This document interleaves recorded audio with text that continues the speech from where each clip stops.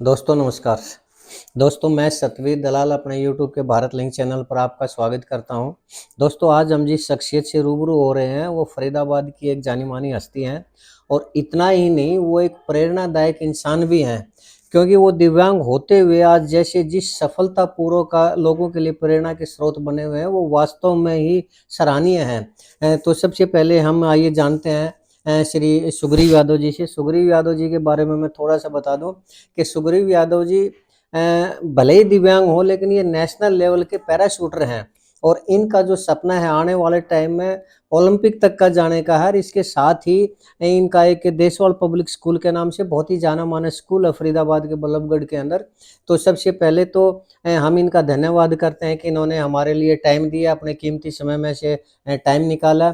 तो हम अपने चैनल पर सुग्रीव यादव जी का धन्यवाद करते हैं। सुग्रीव यादव जी आपका हमारे चैनल पर सर बहुत बहुत स्वागत है। धन्यवाद। मैं सबसे पहले भारत लिंक चैनल का और दलाल जी का बहुत जी बहुत शुक्रिया अदा करता हूं जी कि जी वो जी आए और हमारे बारे में जानने की जी उन्होंने कोशिश की। जी सर शुक्रिया आपका बहुत बहुत, आपने हमें टाइम दिया। तो हम कुछ जानना चाह रहे हैं आपसे यादव साहब कि आप देखिए दिव्यांग हैं लेकिन फिर भी आप इतना संघर्ष कर रहे हैं कि इतना तो एक नॉर्मल आदमी भी नहीं कर सकता। तो कैसे कर लेते हैं आप इतना संघर्ष? देखिए, जीवन में अगर सफलता प्राप्त करनी है तो जी उसके लिए संघर्ष ही एक मात्र उपाय है। जी और रही बात दिव्यांगता की, तो दिव्यांग तो देखिए मैं बताऊं ऐसा है कि दिव्यांगता हमारे मन की मानी होती है। जी अगर जी हम मन से अपने आप को दिव्यांग नहीं मानते तो हम्म हम दिव्यांग नहीं हैं। जी जी बहुत बढ़िया सर। अच्छा सर, आप स्कूल चला रहे हैं। सबसे पहले तो आप अपने लाइफ की जो शुरुआत की थी वो स्कूल से की थी। जी, तो आप बताएंगे कि स्कूल के बारे में कब से शुरुआत की और आपकी सोच कैसी हुई कि आप स्कूल चलाएं? देखिए कॉलेज समय में जब 1996 में मेरा दाखिला हुआ उसके बाद मुझे पढ़ाई के बारे में जी समझ में आया सच। जी जी उसके बाद फिर गुरुजनों की जो प्रेरणा मिली हम्म उससे मैं विद्यालय में अपने पढ़ाई की ओर अग्रसर हुआ। हाँ हाँ और धीरे धीरे जब मैंने देखा कि शिक्षा में अभी भी बहुत कमियां हैं हम्म और इन कमियों को थोड़ा बहुत जैसा भी प्रयास बन सके उनको अगर हम लोग कुछ हद तक हम्म सॉल्व कर सकें, हम्म, उनको जी शुरुआत कर जी सकें जी सॉल्व करने की, हम्म तो उसके लिए एक विद्यालय का होना बहुत जरूरी है। हम्म, और ठीक है सही सोच लेते हुए हमने एक विद्यालय की उस टाइम नींव रखी ठीक है। और आज तक हम अपनी उसी चीज पर चल रहे हैं। जी कौन सी क्लास तक का स्कूल है सर आपका? हमारा विद्यालय देशवाल पब्लिक स्कूल आदर्श नगर में है हाँ और हाँ, ये नर्सरी से 8वीं कक्षा तक है। 8वीं क्लास तक के। जी।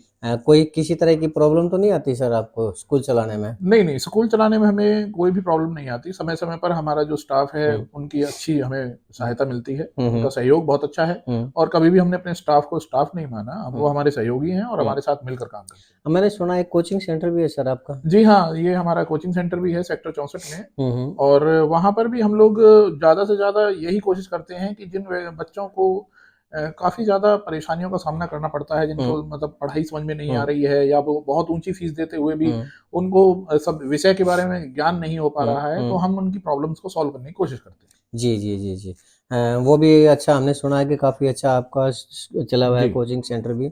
अच्छा एक चीज़ थोड़ा आप बताएं सर कि ठीक है आप स्कूल चला रहे हैं, आपको एक अच्छा स्कूल चला हुआ है, टाइम भी बिजी है, इसके अलावा कोचिंग सेंटर भी आप रन कर रहे हैं, फिर भी ये पैरा शूटिंग की तरफ आपका ध्यान कैसे गया और कैसे प्रेरणा मिली आपको कि पैरा शूटिंग में जाना चाहिए? देखिए, एक हमारे मित्र हैं मोहना से सत्येंद्र अत्री जी, जी वो खुद भी 100% विकलांग हैं, जी लेकिन वो व्यक्ति हमारे लिए प्रेरणा स्रोत है। जी उसने हमें अलग-अलग जगह ले जाकर अलग प्रकार के गेम दिखाए और हम्म उन्होंने ही हमें ये प्रेरित किया हाँ हाँ कि हम ये वाला गेम जो शूटिंग गेम है, हाँ इसको हाँ हम देखें। और फिर हाँ कुछ समय पहले जब हमारे यहाँ पर आस-पास के जो हमारे यहाँ पे अधाना परिवार है, वहाँ से हाँ हाँ सिंहराज अधाना जी हैं हाँ हाँ और एक हमारे मनीष नरवाल हैं, हम्म और यहाँ पे काफ़ी सारे बच्चे हैं, हाँ हाँ जो विश्व स्तर पर पहुंचे हैं, हम्म ओलंपिक मेडल तक पहुंचे हैं। हम्म तो उनसे भी हमने प्रेरणा प्राप्त की हम्म और प्रेरणा प्राप्त करने के बाद फिर अब हमारे अंदर भी ये जज्बा जागा है कि हम्म। हम भी देश के लिए कुछ करें। जी कहाँ तक गए हैं पैराशूटिंग जी, में आप? मैं नेशनल लेवल तक खेल चुका हूँ और अरे नेशनल मेरा वाह, क्वालिफाइड है very good. 10 metre air pistol में। हम्म।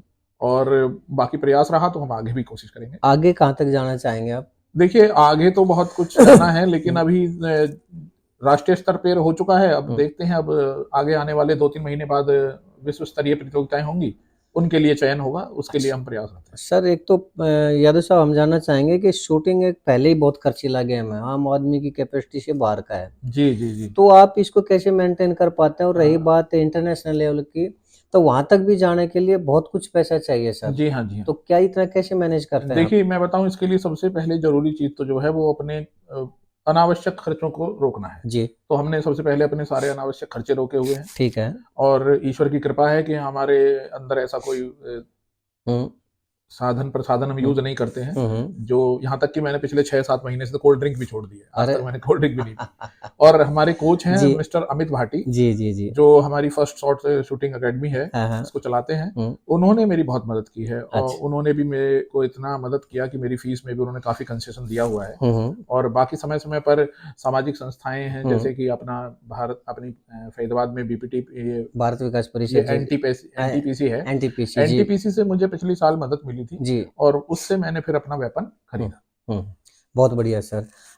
तो कहाँ तक इस गेम में जाना चाह रहे हैं सर आप? देखिए, अभी गेम में मैं जाना चाहता हूँ, मैं हर खिलाड़ी का सपना होता है कि ओलंपिक में वो जाए जी। और ओलंपिक में देश के लिए कुछ करे। हाँ। तो मैं भी चाहता हूँ कि ओलंपिक में मैं भी हिस्सा लूँ हुँ, हुँ। और वहाँ पर भी देश के लिए गोल्ड मेडल जीत के लाऊँ। आपको लगता है कि आप अपना सपना पूरा कर पाएँगे? जी, बिल्कुल सपना तो मैं पूरा कर पाऊँगा और नहीं भी कर पाया तो भी मुझे इसका अफ़सोस नहीं होगा क्योंकि हाँ। मैंने अपने आप में बेहतरीन परिवर्तन किए हैं। हाँ, हाँ, हाँ, हाँ। कितना टाइम हो गया आपको शूटिंग में? जी, मुझे अभी 2 साल हुए हैं जी, और 2 2 साल में ही आप नेशनल क्वालीफाई हो गए, कर दिया आपने। जी, मन में लगन हो तो व्यक्ति पहले अटेम्प्ट में भी क्लियर हो सकता है। बहुत अच्छी बात है सर। आप पहली बात तो ये है कि इतना अच्छा स्कूल रन कर रहे हैं, फिर साथ में गरीब बच्चों के लिए आपने कोचिंग सेंटर भी चलाया और इन दोनों के बावजूद आप शूटिंग के लिए भी टाइम निकाल लेते हैं और सिर्फ टाइम ही नहीं निकालते, आप इतनी दूर तक 2 साल के अंदर पहुँच चुके हैं। तो इसके लिए तो हम आपको बधाई देना चाहेंगे यादव साहब। जी, बहुत-बहुत धन्यवाद। अच्छा आप कोई राजनीतिक सोच भी है क्या आपकी? क्या आप किसी राजनीतिक पार्टी से जुड़े हुए हैं? देखिए, मैं राजनीतिक पार्टी के चक्कर में नहीं पड़ता हूँ, लेकिन मेरी ठीक है। सोच ये है कि जो देश के प्रति सोचता है, मैं उसके प्रति हूँ। अच्छा, अच्छा। बहुत बढ़िया। कौन सोचता है देश के प्रति? आज तक हमने जो भी एनालिसिस किए हैं या जो भी हमने सारे डिसीजन आए हैं, हुँ। तो जितना परिवर्तन इन 10 सालों में मोदी जी की सरकार में हुआ है, हाँ, हाँ। उतना परिवर्तन मैंने कभी नहीं देखा। क्या परिवर्तन हुआ है सर? बहुत परिवर्तन हुए हैं। सबसे पहले तो हम बात करेंगे अपनी अर्थव्यवस्था में जो हुँ, सबसे मेन चीज़ है, वो है सड़कें। ठीक है। आवागमन कहीं भी हुँ, आप चले जाइए, किसी भी क्षेत्र में चले जाइए, गाँव तक चले जाइए, हुँ, शहर में चले जाइए, हुँ, वहाँ आपको आने-जाने की सुविधा बहुत हुँ, अच्छी है। हुँ, दूसरा हम हुँ, बात करेंगे कि दिव्यांगों के लिए आज तक इतने बड़े स्तर पर हुँ, कोई भी खेलों का आयोजन नहीं होता था और होता ठीक था तो उनकी पहचान नहीं थी। ठीक है। आज उनकी पहचान है हुँ, हुँ। और उनकी जो मानदेय राशियाँ हैं, वो भी काफ़ी बढ़ा दी गई हैं। अ, सरकारी स्तर पर, राज्य स्तर पर, अवार्ड केंद्रीय भी स्तर पर। अवार्ड भी काफ़ी अवार्ड मनी भी उनकी बहुत अच्छी है। और कई प्लेयर को तो पद्मश्री या इस तरह के अवार्ड भी पद्मश्री मिले हैं। हैं, हाँ, अर्जुन अवार्ड हैं, हाँ। बहुत सारी चीज़ें ऐसी मिल रही हैं, हुँ, हुँ, जिनसे वो प्रेरित हो रहे हैं और आगे आ रहे हैं। हुँ, हुँ। मतलब कहने का ये है कि आज के दिन दिव्यांगता कोई बोझ नहीं है, आप ये नहीं, कह नहीं, दिव्यांगता बिल्कुल भी बोझ नहीं है। मैंने आप देखा है कि मोदी जी का जो प्रोग्राम है हाँ, एक्सेसिबल इंडिया, हुँ, सक्षम भारत के हुँ, लिए उन्होंने चलाया हुआ है हाँ, हाँ, और उसके थ्रू जो इलेक्ट्रिक ट्राईसाइकिल्स बाँटी जा रही हैं, हुँ, व्हीलचेयर्स बाँटी जा रही हैं। हुँ। किसी ज़माने में हमें एक व्हीलचेयर मिलने के लिए भी बहुत सिफ़ारिशें करनी पड़ती थी। जी, जी, लेकिन जी, जी। आज ये चीज़ें हमें आसानी से उपलब्ध हो जाती हैं। बहुत बढ़िया। हाँ, हाँ। तो मतलब मोदी सरकार दिव्यांग खिलाड़ियों के लिए, दिव्यांग व्यक्तियों के लिए जी, म जी, एक बहुत अच्छा सोचती है मोदी सरकार और हाँ, ये निर्णय जो हैं इनके कि हर व्यक्ति को ऑनलाइन पोर्टल पे लाया जाए हाँ, हाँ। और आज की डेट में हमारी जो यूडीआईडी बनी हुई है, हाँ, हाँ। उसके थ्रू ही हम लोग अप्लाई करते हैं। जी, जी, और जी। हरियाणा सरकार में भी आप देखिए, जैसे ही हम परिवार पहचान पत्र बनवाते हैं, हाँ, हाँ। तो उसमें अगर हमने अपनी दिव्यांगता का कोई कॉलम डाला है, तो हाँ। हमें पेंशन अप्लाई करने की ज़रूरत नहीं है, हमारी पेंशन बन जाती है। अरे वाह! ये तो बहुत अच्छी बात है सर। अगर ऐसा है तो इसके लिए तो हम हरियाणा सरकार को जी, जी, और बिल्कुल। बधाई देना चाहेंगे और एक साधुवाद देना चाहेंगे कि जो दिव्यांग व्यक्तियों के लिए ऑटोमैटिकली दिव्यांग ही पेंशन और विधवा हो, चाहे अपना उम्र के दराज लोग हैं, हाँ, हाँ। उनके भी फॉर्म आजकल ऑनलाइन वैसे ही भर जाते हैं। जी, जी, जी। कभी कोई इलेक्शन लड़ने का मन बनाया जी, आपने? मैंने 2010 में पार्षद का इलेक्शन वैसे लड़ा हुआ है। अच्छा, अच्छा। तो अब क्यों नहीं? अभी तो पार्षद के चुनाव नज़दीक आ रहे हैं, तो अब फिर वो प्रयास कर लीजिए आप। नहीं, बात आपकी सही है, लेकिन देखिए समय ही नहीं बच पाता है इतना, हाँ, हाँ, क्योंकि हाँ। मेरे पास सेवा करने का और भी ज़रिए हैं। अच्छा, तो मैं अच्छा। उन ज़रियों से सेवा कर रहा हूँ जितना हाँ। मैं काबिल हूँ। जी, जी, जी। ज़रूरी नहीं है कि मैं किसी पद पर रहकर ही करूँ। हाँ, भविष्य की क्या क्या योजना है आपकी? भविष्य की योजनाएँ देखिए सर, भविष्य में ये है कि मैं अपने सबसे पहले मेरा ड्रीम है कि मैं एक अच्छा-सा विद्यालय कहीं और बड़ा कर सकूँ अच्छा। और उसमें आवासीय में रखूँ उसे। हाँ, ठीक है। हॉस्टल में रखूँ और वहाँ पे बच्चे जो गरीब हैं, हाँ, हाँ। जिनको सहायताएँ नहीं मिल पाती हैं, हाँ। जो किसी वजह से पढ़ाई छोड़ देते हैं हुँ। या किसी मजबूरी में पढ़ाई छोड़नी पड़ जाती हुँ, है, हुँ, हुँ। उनके लिए मैं ऐसा कुछ प्रयास करूँगा जिनसे वो अपनी पढ़ाई को जारी रख सकें। फंड का मैनेजमेंट कैसे हो पाएगा इसके लिए? जी, फंड का मैनेजमेंट, एक तो मैं अगर अपने खेल में प्रयासरत हूँ, हाँ, तो मैं चाहता हूँ कि मुझे आगे से इस तरह की सहायताएँ मिलती रहेंगी, तो मैं वो हाँ, उन चीज़ों से वो अरेंज कर लूँगा, और फिर हम मेहनत कर रहे हैं, तो हम इस चीज़ को हम कहीं न कहीं से अरेंज कर लेंगे। ठीक है। और अगर कभी आपके वार्ड के लोगों ने या और दूसरे लोगों ने कहा कि आप इलेक्शन भी लड़िए, तो क्या इस चीज़ के ऊपर भी कंसीडर किया जा सकता है? देखिए, कंसीडर किया जा सकता है, हाँ, मनाही किसी चीज़ की नहीं है, हाँ, हाँ। लेकिन बात वही है कि अगर समय मिला, तो हुँ, वो भी ज़रूर करेंगे। जी, चलिए। आप कोई संदेश देना चाहेंगे? जी, मैं संदेश ये देना चाहूँगा कि विकलांगता जो है, सबसे पहले तो विकलांगता उस व्यक्ति में विकलांगता होती है जो सब कुछ समर्थ होते हुए भी कार्य को करना नहीं चाहता। ठीक है, ये सबसे बड़ी विकलांगता है ठीक कि है, आपके पास सब कुछ है, फिर भी आप करना नहीं चाहते। ठीक है। और दूसरी विकलांगता वो है कि आपके पास है और टाइम भी है, सब कुछ है, और आप एफर्ट नहीं करना चाहते, आप हुँ, संतुष्ट होके बैठ गए। हुँ, संतुष्ट होना भी एक प्रकार की विकलांगता हो जाती है। ठीक है, संतुष्ट मत होइए, अपने जीवन को एक सुचारू रूप से जारी रखिए, और जितना समय बचता है दूसरों की सेवा में लगा दीजिए। ठीक है, बहुत बढ़िया। तो और और कुछ कहना चाहेंगे आप? और सबसे ज़्यादा ज़रूरी चीज़ ये है कि जिस प्रकार आज भारत लिंक मेरे पास पहुँचा है, जी, मैं चाहता हूँ समाज के हर उस वर्ग के पास पहुँचे जी, जो छुपा हुआ है, जी, जो जी, प्रेरणादायक है, जी, और व्यक्ति को अपनी पहचान प्रदान करा सकता है, जी, जी, जी, जी, जिससे उसका जीवन सफल हो जाए। जी। तो अ, भारत लिंक का बहुत-बहुत जी, धन्यवाद मैं बहुत-बहुत करूँगा। शुक्रिया सर। शुक्रिया यादव जी, आपने हमें टाइम दिया इतने कीमती टाइम से, और आपने अपने विचार रखे और आपने हमारे चैनल के लिए भी संदेश दिया, इसके लिए भी हम बहुत-बहुत आपका शुक्रिया अदा करते हैं। तो दोस्तों, ये थे हमारे शुक्रिया यादव जी। आपने शुक्रिया यादव जी के विचारों को सुना और एक स्पष्ट संदेश सुना है कि दिव्यांगता वहाँ होती है जहाँ आदमी मानसिक रूप से दिव्यांग हो जाए। अगर आदमी मानसिक रूप से दिव्यांगता को हटा दे और ये सोच ले कि वो एक मजबूत व्यक्ति है, तो भले ही वो शारीरिक रूप से दिव्यांग भले ही हो, लेकिन वो ऐसे कारनामे कर सकता है, इतनी ऊँचाइयों पर पहुँच सकता है, बुलंदियों पर जा सकता है, जितना कि एक सामान्य व्यक्ति भी नहीं जा सकता। इसलिए हम सुग्रीव यादव जी की इस बात से बिल्कुल सहमत हैं, 100% सहमत हैं कि दिव्यांगता मानसिकता से दिव्यांगता होती है, शारीरिक रूप से कोई भी दिव्यांगता नहीं होती।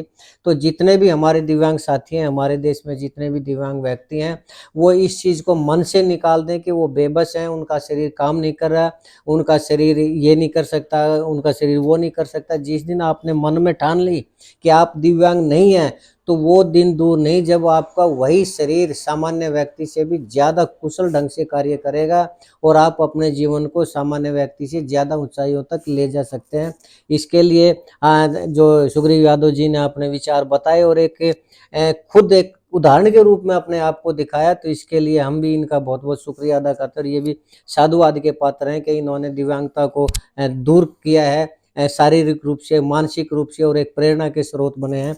इसके लिए इनका भी बहुत-बहुत धन्यवाद। और दोस्तों, आपने जो इनके विचार सुने, सुग्रीव यादव जी के विचार सुने, हमारे विचार सुने, हमारे प्रयास देखे, तो हम भी आपसे एक निवेदन करना चाहेंगे कि आप हमारे इस चैनल को लाइक करें, शेयर करें और दोस्तों सब्सक्राइब ज़रूर कर सकें, ताकि ज़्यादा से ज़्यादा लोगों तक हम पहुँच सकें और उनके विचारों को हम दुनिया तक ला सकें। इसके लिए आपका बहुत-बहुत शुक्रिया। नमस्कार, जय हिंद।